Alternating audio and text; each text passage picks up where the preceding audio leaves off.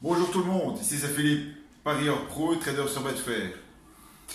Alors, aujourd'hui, je vais répondre à la question suivante. Pourquoi faut-il envisager ces paris sur le long terme et non pas sur le court terme? C'est-à-dire qu'un tout parieur doit penser à long terme. Il ne peut pas se permettre de penser à court terme, vous avez certainement déjà entendu ça. Je vais vous expliquer pourquoi. Pour ça, je vais tracer le graphique de l'évolution du capital ou de la bankroll d'un parieur gagnant.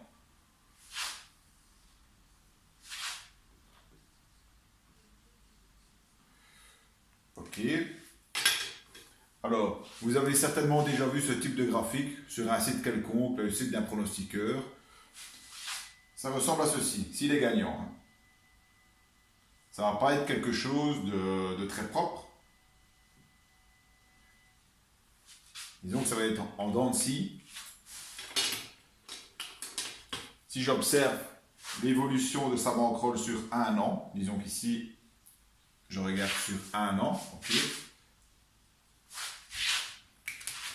Ben, vous-même, vous savez me dire que ce pronostiqueur est gagnant, vu que ici, aujourd'hui, il est à 1000 euros par exemple, et un an plus tard, il est à 2000 euros par exemple.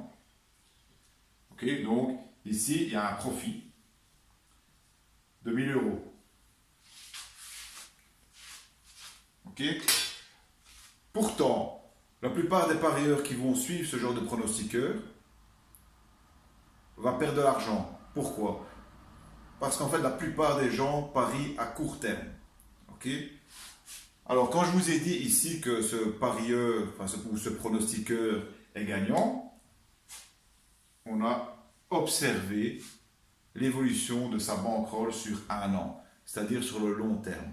Si je décide de l'observer sur le court terme, par exemple une semaine, un mois, qu'est-ce qui va se passer?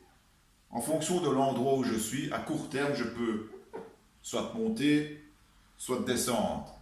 Donc, soit ma bankroll augmente, soit ma bankroll diminue. Vous voyez? Ça monte et ça descend, ça monte et ça descend, ça monte et ça descend. Donc, une personne qui s'inscrit ici, ok, qui observe le pronostiqueur pendant 2 semaines, va perdre de l'argent. Il va se dire, oh ben, ce pronostiqueur-là, c'est un pronostiqueur perdant ou c'est un parieur perdant. Ok. À l'inverse, je m'inscris ici, je l'observe sur 2 semaines, je vais avoir une croissance phénoménale de la bankroll. Je vais me dire que ce pronostiqueur ou ce parieur est un génie. Donc voilà, on part dans les deux extrêmes. Pourquoi? Parce qu'on juge ses performances sur le court terme. Donc la seule solution pour juger, que ce soit ses propres paris ou les paris d'un pronostiqueur qu'on désire suivre, c'est de l'observer sur une longue période, un an par exemple.